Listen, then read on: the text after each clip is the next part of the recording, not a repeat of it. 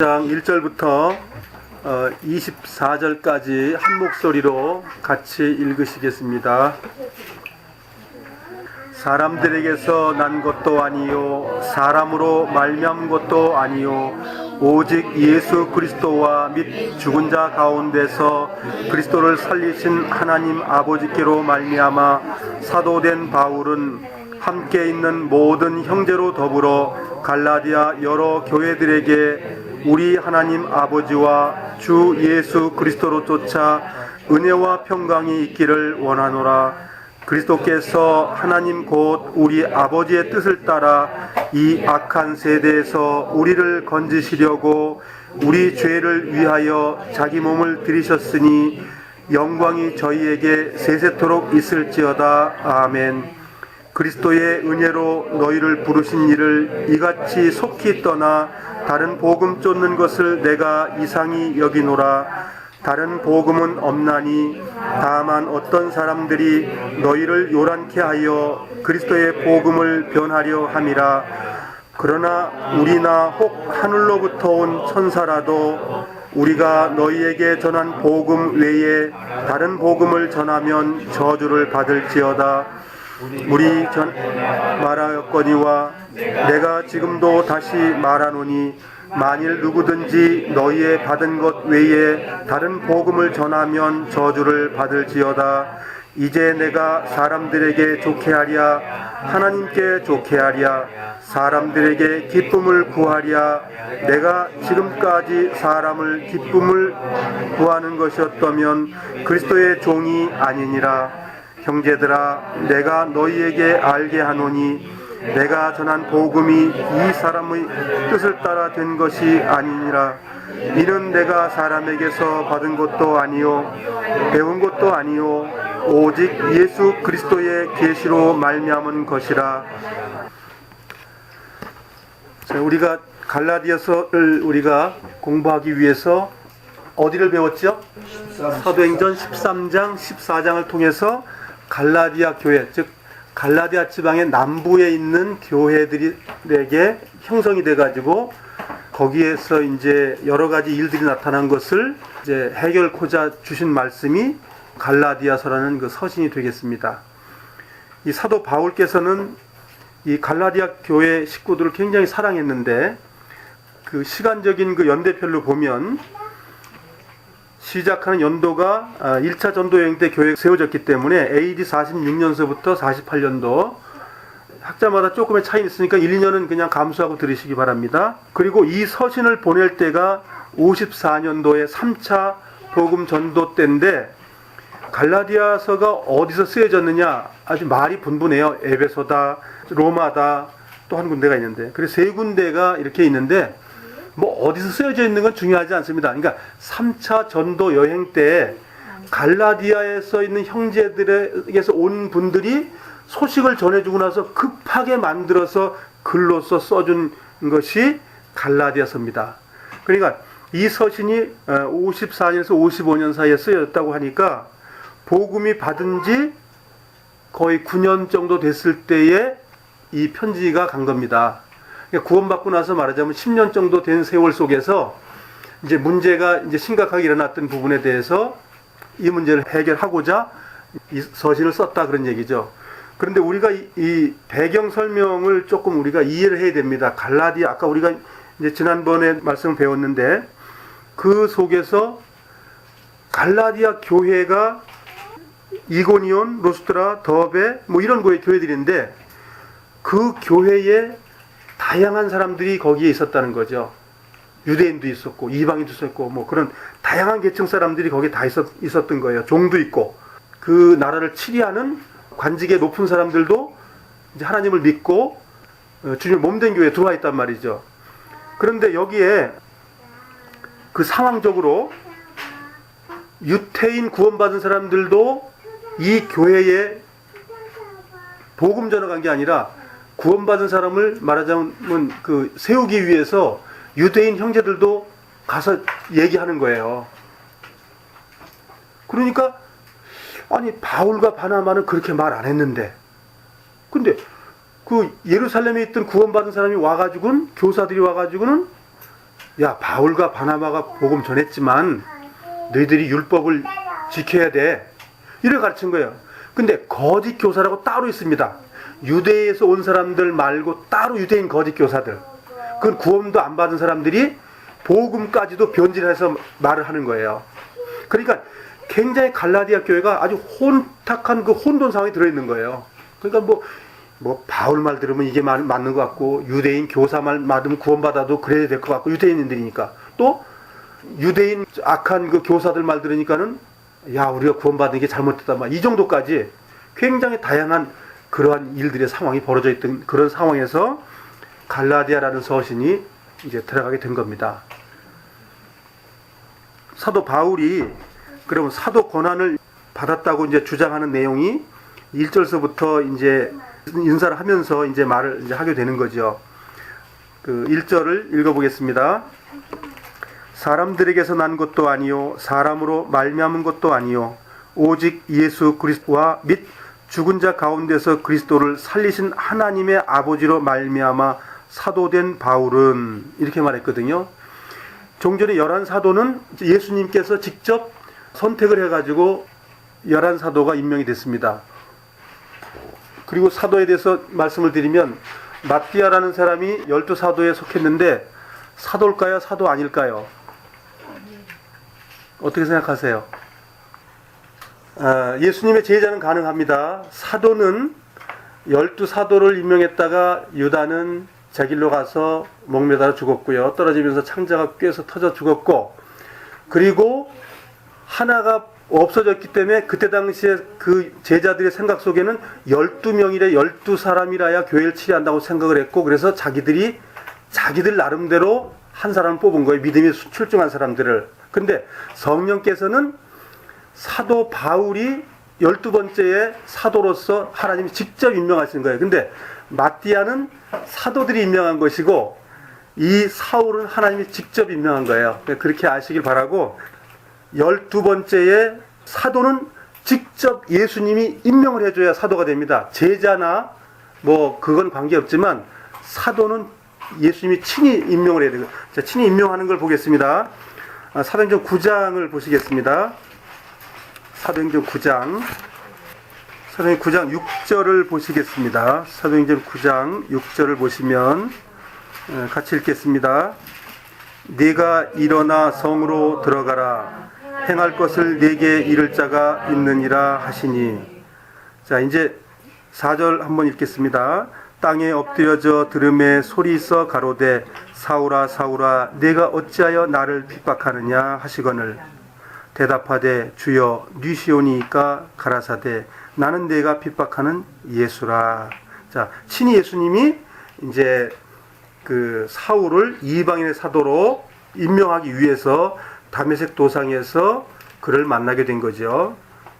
그리고 사도행전 9장 17절을 다시 보겠습니다. 사도행전 9장 17절 한 목소리 읽겠습니다. 아나니아가 떠나 그 집에 들어가서 그에게 안수하여 가로되 형제 사울아 주 곧 내가 오는 길에서 나타나시던 예수께서 나를 보내어 너로 다시 보게 하시고 성령으로 충만하게 하신다 하니. 8절 즉시 사울의 눈에서 비늘 같은 것이 벗어져 다시 보게 된지라. 자, 아나니아라는 사람을 통해서 예수님이 직접 아나니아야 지금 어디 집가에 가면 그 사람을 안수해라. 그러니까 그 사람이 우리 죽였던 사람인데 어떻게 그 사람한테 가요 하고 아나니아가 반대적인 이야기를 하니까 가서 안수를 하라고 해서 이제 알았습니다 하고 순종하고 와서 안수를 하게 된 장면이죠. 일어나 세례를 받고 음식을 먹음에 건강하여진지라. 14절, 15절, 16절 이게 예수님께서 바울에게 무엇을 해야 되는지를 이제 알려주는 장면이죠. 읽어보시겠습니다. 여기서도 주의 이름을 부르는 모든 자를 결박할 권세를 대제사장들에게 받았나이다 하거늘 주께서 가라사대 가라 이 사람은 내 이름을 이방인과 임금들과 이스라엘 자손들 앞에 전하기 위하여 택한 나의 그릇이라. 그가 내 이름을 위하여 해를 얼마나 받아야 할 것을 내가 그에게 보이리라 하시니, 요 말씀을 아나니아에게 주님이 하시고 나서 아나니아가 이제 안수를 해준 겁니다. 그러니까 그 계시로 아나니아는 결국은 그 안수하면서 그가 어떠한 사람이 될 거라는 것을 알려준 겁니다. 그러니까 아나니아도 예수님의 안수의 대리자가 된 겁니다.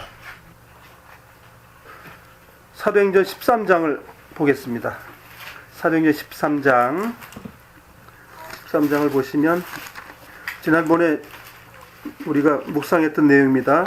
46절로 48절까지 한 목소리로 읽어보시겠습니다. 46절서부터 바울과 바나바가 담대히 말하여 가로되 하나님의 말씀을 마땅히 먼저 너희에게 전할 것이오되 너희가 버리고 영생으로 눈에 합하지 않는 자로 자처하고 우리가 이방인에게로 나아오라.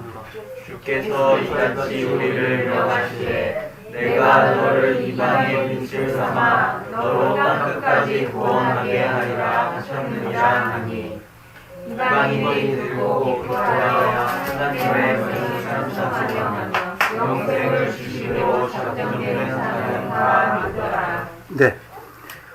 자, 예수님께서 사도 바울과 바나바에게 이방인으로 가는 거에 대해서 친히 말씀하신 거죠. 여기 친히 말씀하셔서 이방인에게로 가게 하셨다. 그러니까 본인들의 의사가 아니고 주께서 이같이 우리를 명하시되라고 47절에 말씀하고 계시죠. 이방인으로 간다. 갈라디아서 2장 7절로 8절을 같이 한번 읽으시겠습니다. 시작. 도리어 내가 무할레자에게 복음 전함을 맡기를 베드로가 할레자에게 맡음과 같이 한 것을 보고 베드로에게 역사하사 그를 할레자의 사도로 삼으신 이가 또한 내게 역사하사 나를 이방인에게 사도로 삼으셨느니라. 그러니까 삼으신 분이 예수님이라는 거죠. 그러니까 베드로는 할레자의 사도로, 자기는 이방인의 사도로 삼으셨다. 그러니까 갈라디아서가 쓰여진 것은 54년경이니까 사도 바울이 구원받고 나서 34년이니까 구원받은 지 이제 20년 차에 이제 이 말씀을 하시는 거거든요. 그러니까 20년 후에 이걸 이제 그 판단이 이제 온 거예요. 완전히 자기는 어디로 가야 되는, 맨 처음엔 몰랐지만 사도 바울이 이방인의 사도로 이렇게 택정함이 됐다 이거죠. 자, 그러니까 베드로가 바울한테 야단 맞는 장면이 한번 나오죠. 근데 안디옥은 이방인들 세계거든요. 유태인들이 복음 전하는 게 아니란 말이에요. 거기는 11사도는 이스라엘 땅만 복음 전하게 돼 있고 유태인에게는 복음 전하게 돼 있어요. 그게 명령이기 때문에 그래요. 그런데 그분들이 각 회당의 유태인들에게 복음 전하러 다녔다니까요. 그래서 로마까지 베드로가 간 거예요. 근데 베드로가 이방 사람에게 복음 전하러 간 게 절대 아닙니다. 유대인 구원받은 사람을 세우고 일으키기 위해서 그 유태인 회당에 많이 다녔던 거예요.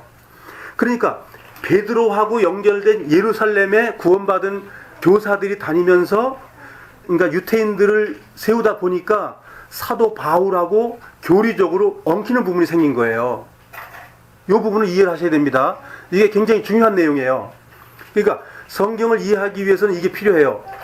구원받은 세계의 종류들이 여러 가지의 계층이 있다는 것과 또 복음 받은 사람들이 계층이 또 여러 계층이 있다는 걸 아셔야 돼요. 그러니까 갈라디아 교회 있는 사람들이 혼돈 관계에 있는 거예요. 이 사람 말하면 이렇게 말하고 저 사람 말하면 저렇게 말하고, 그 헷갈려가지고 이제는 그 말을 듣고 나서 다른 복음이 들어오는 이제 역사가 일어나고 그 말을 순종을 해보는 일이 벌어진 거예요.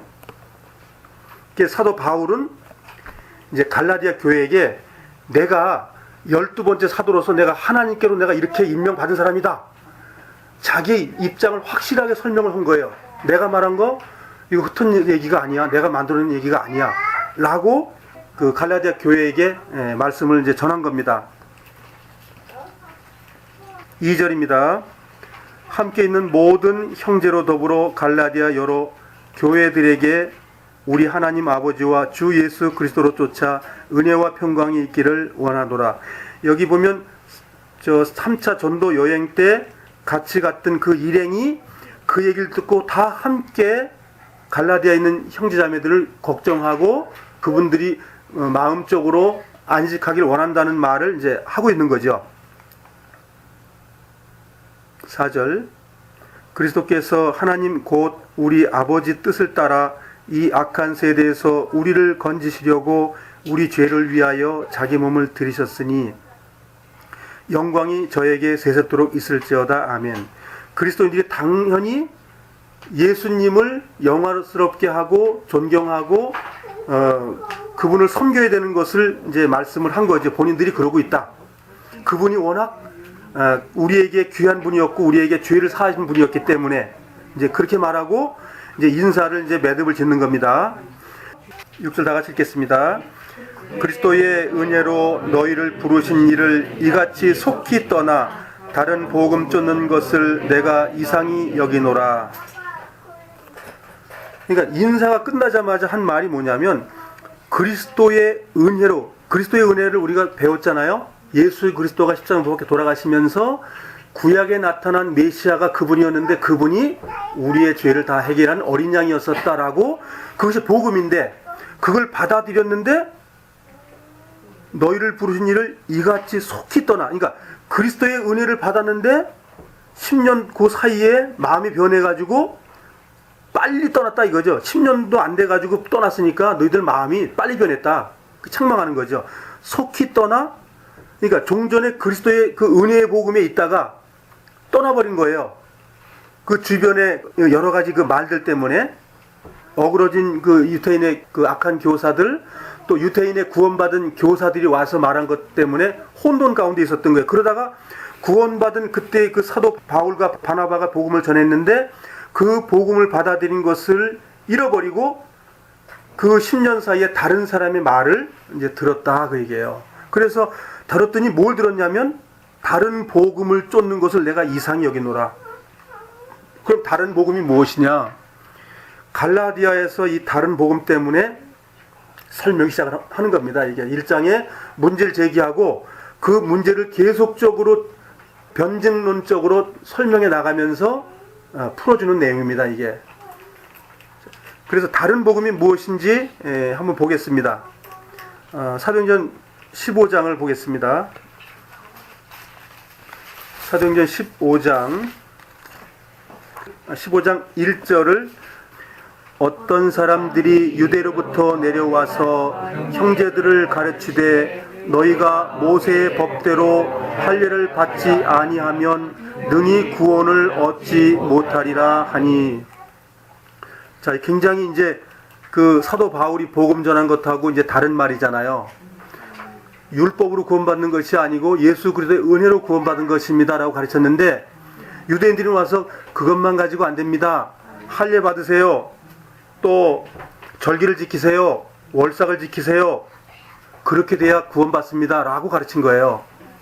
그런데 여기서 이거 확실하게 우리가 알아야 될 것은 유대인 구원받은 사람은 구원받은 이후에 이 율법이라는 것이 그냥 지켜지는 거예요. 율법이 그렇게 해라서 하는 게 아니라 그 은혜의 법이 예수 그리스도가 메시아였어 그분이 내가 영접이 됐으면 내 삶 속에서 그리스도가 와가지고 그러한 일을 그냥 자연스럽게 이루어져 나가는 거예요. 내가 해야지, 사랑해야지, 뭘 해야지, 그런 것이 아니에요. 그냥 되는 거예요.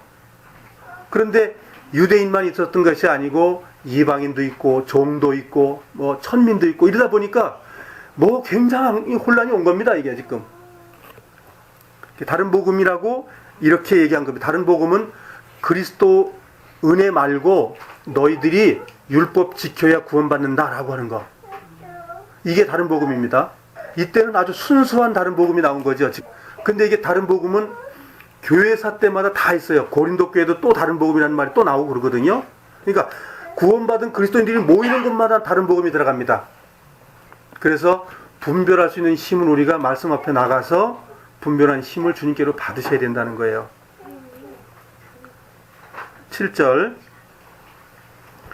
다른 복음은 없나니 다만 어떤 사람들이 너희를 요란케 하여 그리스도의 복음을 변하려 함이라. 유대인들은 선민 사상이 있습니다. 유대인 구원받았다 해서 이방인 불쌍해. 이방인들한테 복음 전을 가자. 절대로 안 그럽니다. 이 유대인 민족 사상을 아셔야 돼요. 이방인은 그냥 개들이에요. 개들이 왜 구원받아? 이런 겁니다. 그래서 사도 바울이 우리에게 굉장히 중요한 위치가 있는 거예요. 12번째 사도가 굉장히 중요한 거예요. 무슨 얘기냐면 바톤 터치는 굉장히 중요한 거예요.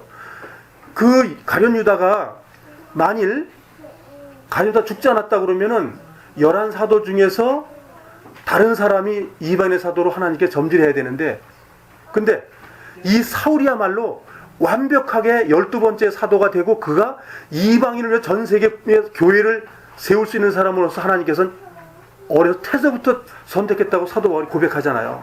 어머니의 태서부터 나를 택정했다.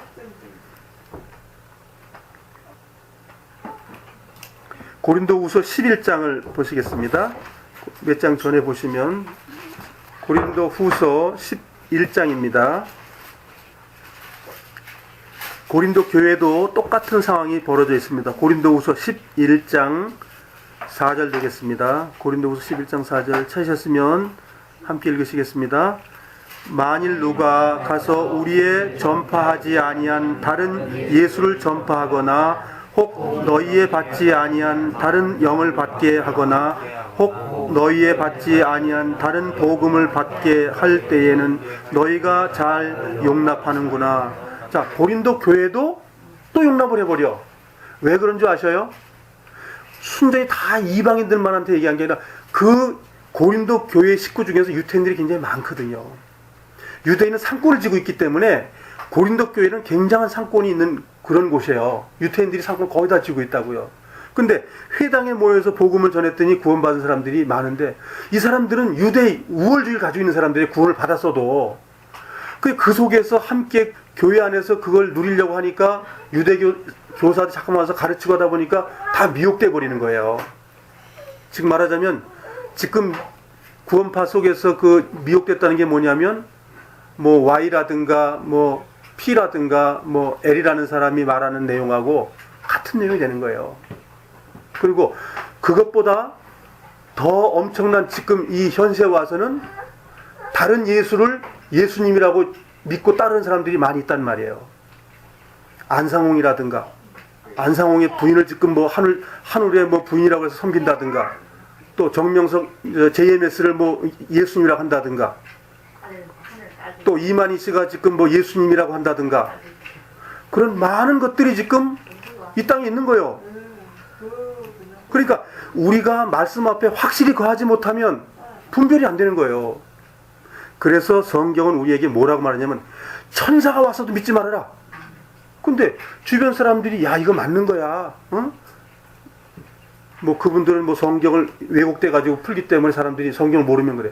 그런 말씀도 있었어? 야 귀하다. 이러잖아요. 근데 말씀에 터 있고 우리가 믿음에 서 있으면 미혹될 수 없는 거예요. 그래서 사도 바울이 뭐라고 말하는 거예요? 이게 확실한 터에 서 있으라고 말하면서 어떻게 말해요? 8절 읽어보시겠습니다. 그러나 우리나 혹 하늘로부터 온 천사라도 우리가 너희에게 전한 복음 외에 다른 복음을 전하면, 네. 심지어는 사도 바울 나도 옛날에 말했던 거 말고 다른 말을 하면 내 말도 믿지 말아라.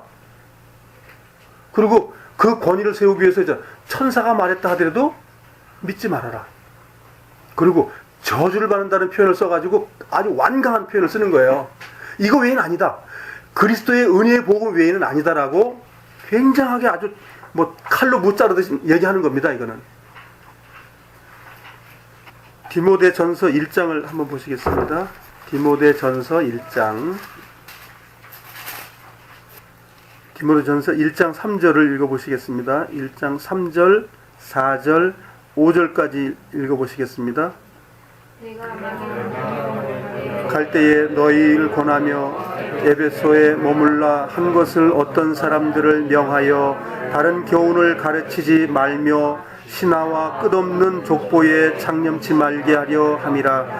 이런 것은 믿음 안에 있는 하나님의 경륜을 이름보다 도리어 변론을 내는 것이라. 경계의 목적은 정결한 마음과 선한 양심과 거짓이 없는 믿음으로 나는 사랑 이거를 사람들이 이에서 벗어나 헛된 말에 빠져 율법의 선생이 되려 하나 자기의 말하는 것이나 자기의 확증하는 것도 깨닫지 못하는도다. 사도 바울은 유대 교사들이 말하는 거에 대해서 지금 계속 복음을 뿌린 것 속에 자꾸만 가라지를 씹는 거예요 지금. 그러니까 사도 바울이 계속 세우는, 이거 교사입니다. 이게 지금 복음 전하는 것은 전도의 일이고 교사의 일로서 세우는 거예요 계속. 그런데 그런 일이 없으면 구원받은 사람들이 온전하게 일어나지를 못하는 거예요. 꼭 나쁘다기보단 분별될 수 있도록 주님께서 어려움을 주시는 거예요. 갈라디아서 2장 11절 그 혼돈된 내용을 한번 보시겠습니다. 11절에서부터 13절까지 같이 읽겠습니다. 게바가 안디옥에 이르렀을 때에 책망할 일이 있기로 내가 저를 면책하였노라. 야고보에게서 온 어떤 이들이 이르기를 전에 게바가 이방인과 함께 먹다가 저희가 오매 그가 할례자들을 두려워하여 떠나 물러가매 남은 유대인들도 저와 같이 외식함으로 바나바도 저희 외식에 미혹되었느니라. 자, 이것이 구원받은 이후에 한참 돼서 일어났던 일들이거든요. 그러니까 여기서 뭘 볼 수 있냐면 게바는 베드로인데 베드로도 구원받은 지 오래됐지만 이방인하고 먹으면 당연히 떳떳해야 되는데 야고보는 예루살렘의 장로입니다. 베드로도 예루살렘의 장로고요. 그러니까 야고보에서 보낸 사람들이 오니까 우리는 이방인하고 밥 같이 안 먹었습니다. 이렇게 외식했다는 거예요. 그걸 바울이 깊이 책망한 거예요. 그러니까 성령이 말하게 하신 거고 성령이 책망하게 하신 거예요. 유대인 바울이 신분이라면 그냥 내비두면 되는 거예요. 우리 다 그렇게 사는 거니까. 근데 나는 바울은 이방인의 사도이니까 하나님께로 말씀 받는 거예요. 이러면 안 되는 거구나. 베드로, 당신 그렇게 하면 안 돼. 당신들도 못하면서 이걸 이방인들한테 와서 그러고 있어? 책망을 한 거예요. 안디옥 교회에서 심한 책망이 일어난 겁니다. 거기에. 그러니까 안디옥에 있는 구원받은 그리스도인들도 혼란 가운데 있는 거예요. 그것이. 이런 것들을 이해하면 성경에 사도 바울이 편지했던 내용들을 이해가 좀 수월해지는 거예요. 그런 일 때문에 사도 바울이 이런 말씀을 하시는 거구나. 그러니까 사도 바울을 누가 말씀하시죠? 그렇죠. 예수님의 영이 사도 바울을 통해서 역사하는 거기 때문에 예수님 친히 말씀하시는 거예요. 9절 읽겠습니다. 우리가 전에 말하였거니와 내가 지금 다시 말하노니 만일 누구든지 너희의 받은 것 외에 다른 복음을 전하면 저주를 받을지어다. 사도 바울은 이 말을 이어서 하는 편이고 두 번 반복함으로써의 강조법을 많이 쓰는 분이에요. 그래서 또 한 번 이제 다짐을 하는 거죠. 10절 이제 내가 사람들에게 좋게 하랴 하나님께 좋게 하랴 사람들에게 기쁨을 구하랴 내가 지금까지 사람의 기쁨을 구하는 것이었다면 그리스도의 종이 아니니라. 이제 사도 바울의 완곡한 표현하는 거예요. 너희들 다른 복음 없으니까 절대로 그거 들으면 안 된다. 내가 그런 식으로 복음 전했으면 내가 왜 핍박을 받겠냐. 난 그거 아니다. 내가 사람의 낯을 봐주고 사람의 입장을 봐주고 유태인이라는 입장을 봐가지고 율법의 입장을 가지고 내가 얘기했으면 내가 유태인들한테 내가 왜 책망을 받고 내가 왜 욕을 먹겠냐. 주님이 나의 마음속에서 이렇게 하셨기 때문에 내가 그렇게 했고 사람을 위해서 내가 말한 것이 아니다. 이러면서 이제 말씀을 이제 하신 겁니다. 11절 형제들아 내가 너희에게 알게 하노니 내게 전한 복음이 사람의 뜻을 따라 된 것이 아니라 이는 내가 사람에게서 받은 것도 아니요 배운 것도 아니요 오직 예수 그리스도의 계시로 말미암은 것이라. 아까 우리가 읽었죠? 계시가 뭐죠? 계시. 열어서 펼쳐서 보여주는 거죠? 아무것도 없는 곳에서 나타나는 거예요. 우리 사진으로 따지면 흰 종이에다가 노광을 주고 액체에다가 딱 넣어주면 산이 싹 살아오는 거예요. 그런 거예요. 그런 거. 계시. 아무것도 없는 곳에서 싹 살아나오는 거예요. 자, 그러면 지금 다시 한번 제가 설명드립니다. 이때 상황에 신약 성경이 있을까요? 없을까요? 없습니다. 서신만 좀 있을 뿐이 성경이 없어요. 예수님의 성령이 계속 말씀을 하시는 거예요. 이 교회 저게 계속 말씀하시는데 이게 1세기가 돼야 이게 취합이 돼서 전경이 이루어집니다. 그러니까 이때 당시에 구원받은 사람들이 누구 말을 들어야 되는지 이 분별하기가 무지 어려운 상황에 있습니다. 우리처럼 이렇게 성경이 완성이 돼가지고 이것만 보면 다 해결되는 우리같이 믿기 쉬운 세대가 없어요. 우린 축복받은 세대에 지금 살고 있는 거예요. 근데 이때 사람들은 그거 받는 것도 어려워. 바울이 저게 진짜일까? 저게 무슨 사도야? 열두사도 아니잖아. 응? 그런데 자기가 사도래. 내가 14년 후에 어디 갔다고 어디 막 말해. 야, 그 거짓말인지 어떻게 알아? 그러니까 사도 바울을 방해하는 사람들이 막 가서 거짓말 하는 거야. 저는 아니다. 저건 사기꾼이다. 예수가 그런 거 아니다. 저건 예수는 그냥 한낱 그냥 옛날 유다라는 사람처럼 몰고 다녔다가 그냥 죽은 사람하고 똑같아. 막 이런 식으로 유대인들 구원받은 사람을 회유하니까 믿음을 붙잡기가 어려운 거예요. 참으로 어느 말씀이 맞는 건지 어려운. 그래서 뭐라 했어요? 사도 바울이 뭐라고 말했냐면 말씀께 부탁하고 성령께 부탁하고 너희들 어떻게 했어요? 서로 교제하면서 같이 쓰라고 되어 있거든요. 그 속에서 하나님 역사하신다는 거예요. 그때는 성경이 구약 성경만 있기 때문에 자기들이 말한 진리가 구약 성경 통해서는 깨닫지지가 않는 거예요. 신약 성경이 완성이 되고 그걸 봄으로써 구약 성경이 깨달아지는 건데 구원은 받았는데 예수님을 영접했는데 신약 성경도 없고 구약 성경만 보고 생활하려니까 너무 어려운 거예요. 그 상황을 이해를 해야 됩니다. 성경이 그네들은 없어요. 그래서 사도 바울이 친필로 썼다. 그게 중요한 거예요. 그게 사인이기 때문에 그래 사도 바울 속에 역사하시는 성령께서 말한 거야. 그게 믿음이거든요. 그런데 다른 교사들이 와가지고 유태인 교사들은 유대인의 11사도들이 복음 다 전했기 때문에 그 유대인 11사도는 바울을 알지도 못해요. 예루살렘에 갔을 때도 15일 동안 본 사람이라고는 야고보 예수님의 남동생 한 분하고 게바밖에는 못 만났어요. 바울의 고향이 다소예요. 거의 한 10년 동안 복음을 전했습니다. 여기서 10년 동안 그 복음을 전했어요. 안디옥도 사도 바울이 많이 복음을 전하는 곳이에요. 그리고 자기 고향, 그러니까 자기네 고향 바로 이웃 말하자면 도시입니다. 여기가 다소에서 태어나고 다소가 그래서 로마서의 마지막 장에 인사장에 가 보면 이 사도 바울이 자기 친척에 대한 안부를 계속 그 로마에서를 쓰면서 얘기합니다. 그래서 사람들이 자기네 형제들이 이렇게 많이 구원받았지 언제 복음 전했나? 사람들이 그러는데 사도들이 시골 좀 가서 있어라 이래서 보낸 거예요. 거기 가서 자기 엄마 아버지 자기 친척 동생들한테 복음을 다 전한 거예요. 그래서 교회가 든든히 세워졌어요. 성경의 역사학자들이 역사책 속에서 이제 그 바울의 본집이 굉장히 부자랍니다. 그 재산을 복음 전하는데 다 썼다는 겁니다. 그 재산을. 바나바가 자기 재산을 다 팔아서 사도들의 발 앞에 내놓은 것처럼 바울도 자기 재산을 다 팔아서 주님을 증거하는 데 다 쓴 거예요. 그러니까 바울을 통해서 벌써 역사가 엄청 일어나가지고 안디옥에서 복음이 많이 일어난다니까 예루살렘의 장로들이 안디옥에 그 복음이 많이 전해진다고 그래서 이제 내려 보낸 거잖아요. 바나바를. 그래가지고 거기서 이제 선교센터가 이루어져가지고 일이 된 거죠.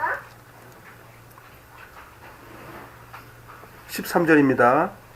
내가 전에 유대교에 있을 때에 행한 일을 너희가 들었거니와 하나님의 교회를 심히 핍박하여 잔해하고 내가 내 동족 중 여러 영갑자보다 유대교를 지나치게 믿어 내 조상의 유전에 대하여 더욱 열심히 있었으나.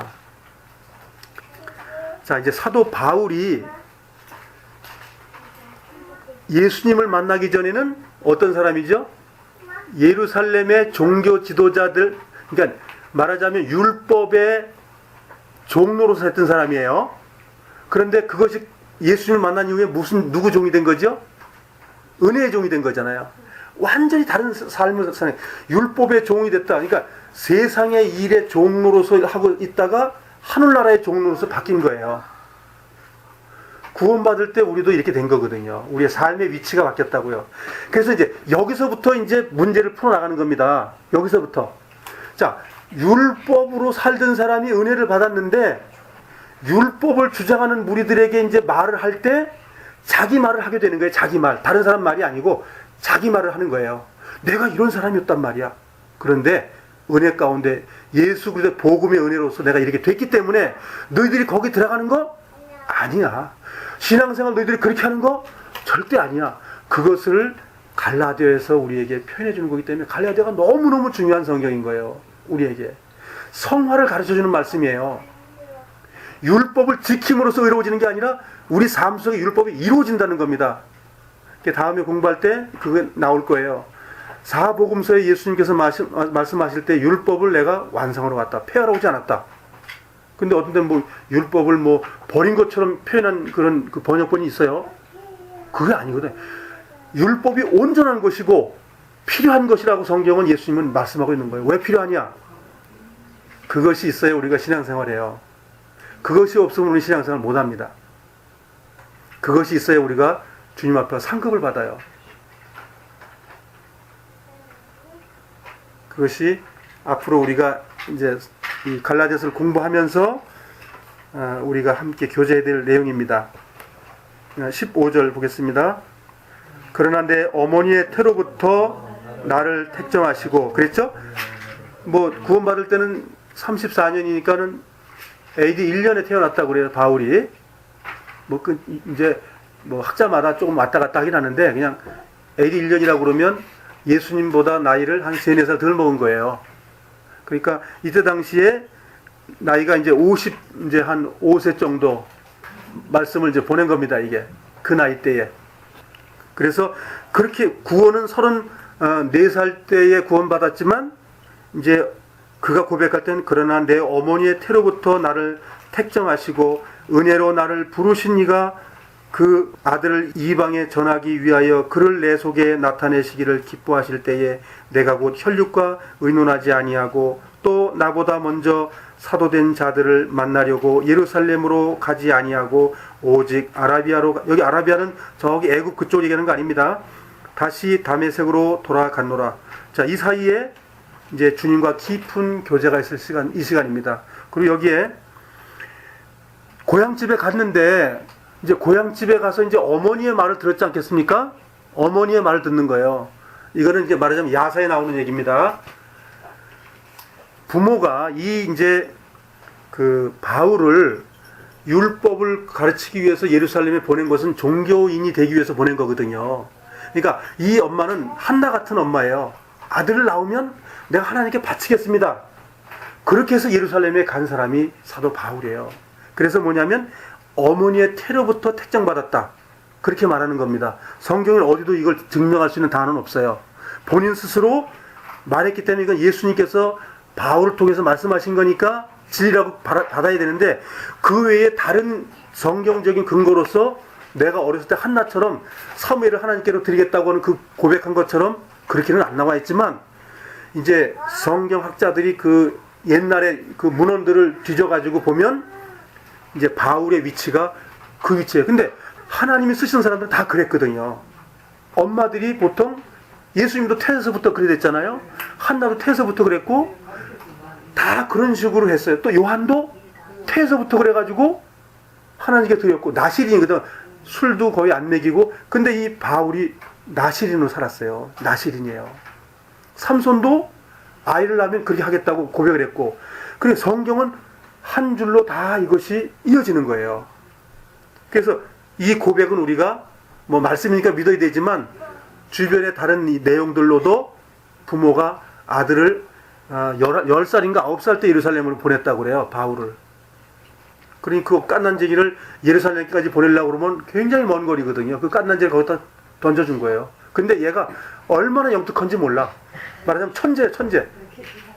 18절 그 후 3년 만에 내가 게바를 신방하려고 예루살렘에 올라가서 저와 함께 15일을 유할세 주의 형제 야고보 외에 다른 사도들을 보지 못하였노라. 왜 못 봤을까요? 사도들이 그러니까 말하자면 예루살렘에 조율하는 분이 베드로하고 야고보가 말하자면 총괄 안내해 주는 분이에요. 예루살렘 교회에서. 그 나머지들은 다 파송 보낸 거예요. 여러 사도들을 다 각지로 보낸 거예요. 당신은 인도로 가세요.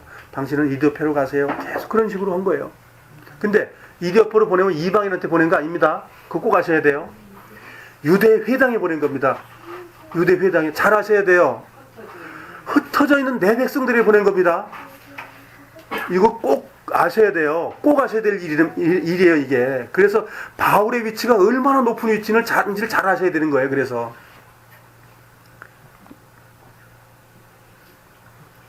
보라, 내가 너희에게 쓴 것은 하나님 앞에서 거짓말이 아니로라. 그 후에 내가 수리아와 길리기아 지방에 이르렀으나 유대의 그리스도 안에 있는 교회들이, 그리스도 안에 있는 교회들, 그러니까 우리가 그리스도 안에 있는 교회들이에요. 여기서 말하는 것이 예배당 모여있는 그런 무리들 말하는 거 아니라는 거 아시죠? 지난번에 우리 사도행전 봤죠? 구원받은 분들이에요. 구원받은 분들. 예? 이런 말 나오면 기뻐하셔야 돼요. 나를 얼굴로 알지 못하고 다만 우리를 핍박하던 자가 전에 잔해하던 그 믿음을 지금 전한다 함을 듣고 나로 말미암아 영광을 하나님께 돌리니라. 그러니까 여기에 예루살렘에 15일 동안 유하다가 내려온 거예요.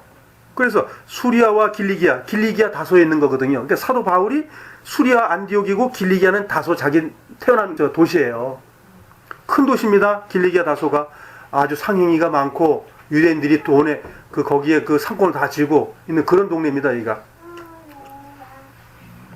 그래서 요 내용을 사도행전하고 이어서 이제 이 시간별대로 보면 이제 요런 이야기가 이어지는 겁니다. 그래서 이방인의 사도로서 이제 자기 집에 가가지고 계속 사도 바울은 이방인의 복음 전하는 거예요. 이방인의 사도로 특정됐다고 했기 때문에. 바울의 집이 사업을 했다고 그래요. 큰 사업을 했다고 그래요. 그러니까 그 집에 식솔들도 많을 거라고요. 다 복음 전. 그러니까 빌립보 교회의 식주인이었던 루디아라는 여인하고 같은 거예요. 다 하나님 준비된 사람들이에요.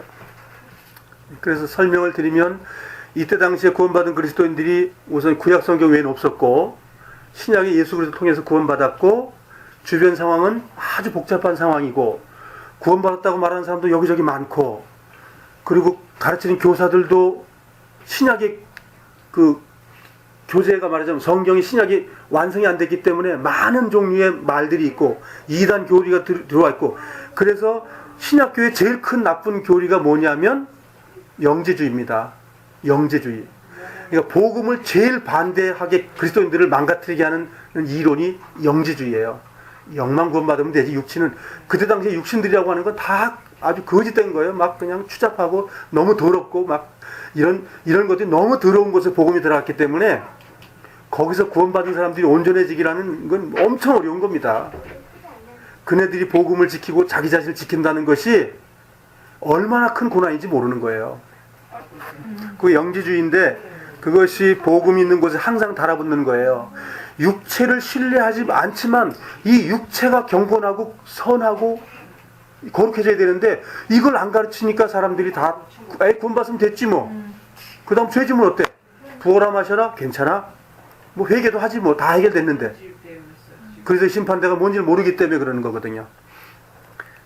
그래서 이제 갈라디아에서 나와 있는 그 형상은 복음은 예수 그리스도를 통한 죄사함의 구원을 가르치는 게 복음이지만 그때 당시에 복음을 전파하는 방법이라는 것은 너무너무 어렵다는 거죠. 지금하고 다른 거예요. 지금은 완벽하게 지금 복음의 시스템이 되어 있지만 그때는 그렇지 않아요. 예수님 영접한다고 야 예수님 누구냐? 이래 돼버리는 거니까 메시아는 성경에 알지만 그가 메시아라는 걸 어떻게 증명하냐? 증명 한번 해봐라. 살았다고 그러니까 야 그게 뭐 살아 살기는 귀신바가지 말이야. 이렇게 한다는 거예요. 그런 어려운 가운데 있었던 것이죠. 요한복음 1장을 한번 보시겠습니다. 요한복음 1장 11절로 13절 읽겠습니다. 11절로 13절까지 같이 읽겠습니다. 자기 땅에 오매 자기 백성이 영접지 아니하였으나 영접하는 자 곧 그 이름을 믿는 자들에게는 하나님의 자녀가 되는 권세를 주셨으니 이는 혈통으로나 육정으로나 사람의 뜻으로 나지 아니하고 오직 하나님께로서 난 자들이니라. 이것이 이제 복음이죠. 이것을 믿으려면 구약 성경을 깨달아지지 않으면 안 되고, 구약 성경을 깨닫고 율법을 깨닫고 죄를 회개하고 한 사람이 받아들이는 거예요. 그래서 신약 시대에서 복음을 전하는 것은 하나님이 살아계신 것과 회개할 수 있는 마음과 죄 때문에 지옥 간다는 걸 정확하게 설명하지 못하면 그분에게 주님의 생명이 안 들어가요. 예수님만 얘기해가지고 야 예수님 영접하면 하나님 아들 된다 영접해라, 그거 가지고는 안 되는 거예요. 유대인은 됩니다. 유대인은 됩니다. 그네들은 어려서부터 배운 것이 그것이기 때문에 되는 거예요. 그래서 성경을 구분을 하는 것이 상당히 중요하다는 거죠. 에베소 2장 아시는 말씀을 한번 보겠습니다. 에베소서 2장 8절 9절 암송하시는 분은 암송 한번 해보시면 좋겠습니다. 시작. 너희가 그 은혜를 인하여 믿음으로 말미암아 구원을 얻었나니 이것이 너희에게서 난 것이 아니요 하나님의 선물이라. 행위에서 난 것이 아니니 이는 누구든지 자랑치 못하게 함이니라. 갈라디아서 공부하게 되면 왜 자랑하지 않아야 되는지, 나를 자랑하지 않아야 되는 이유가 무엇인지, 율법을 지키면 내가 자랑해야 되는 거 아닌가요? 내가 했는데, 내가 사랑하고 내가 죄 이기고 내가 모든 걸 다 했는데, 근데 자랑할 게 없다고 그러니까 왜 자랑할 게 없냐 하면 그리스도가 내 안에 와서 그의 삶을 살아줬기 때문에 내가 자랑할 게 없는 거예요. 주님이 내 안에 들어와 사랑하셨어. 주님 내 안에 있는 재물도 지금 형제자매를 위해서 내놓게 했어. 주님이 다 하신 거야. 그 내 자랑이 없잖아요. 내가 돈 벌어놓은 거야. 형제 어려워. 좀 도와줄게. 자기가 했잖아요. 근데 그건 아니라는 거죠. 성경에서 얘기하는 것이. 좀 정리해 보겠습니다. 갈라디아 교회의 현상들이 뭐냐면, 구성원들이 유대인, 이방인, 종, 정부 관료나 배우지 못한 그런 분들, 함께 모여있는 무리였다는 것이고, 문화적으로, 종교적으로 많은 갈등과 그런 것이 내재되어 있는 곳에서 복음이 들어갔다는 것입니다.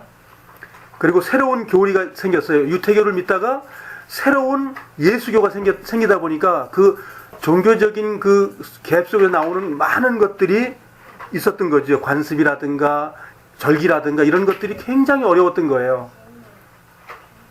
그 유태인 교사들이 와서 가르치는 것이 혼돈이 되었고, 유태인 율법주의자들이 와서 가르치는 것 때문에 또 혼돈이 왔었고, 그리고 거기에 이제 바울 바나바가 이제 사도로서 계속 가르치고 말씀 앞에 있으라고 해놨지만 결국은 그들은 멀리 떨어져 있는, 그러니까 사도들은 멀리 했고 단지 옆에서 유대인 교사들이 와서 한 말은 귀담아 들었고, 주님의 성경이 말한 거는 그 말인가? 뭐 이렇게 되고, 사람을 옆에 있는 사람 신뢰하고 말씀을 신뢰하지 않고, 이것이 지금 현재 구원받은 그리스도인들이 미혹됐거나 살면서 그런 삶을 사는 거예요. 그리고 신약 성경이 완성이 안 됐기 때문에 더 혼돈 상태에 있었던 그리스도인들의 시간적인 세태였다라고 말씀을 드릴 수 있겠습니다.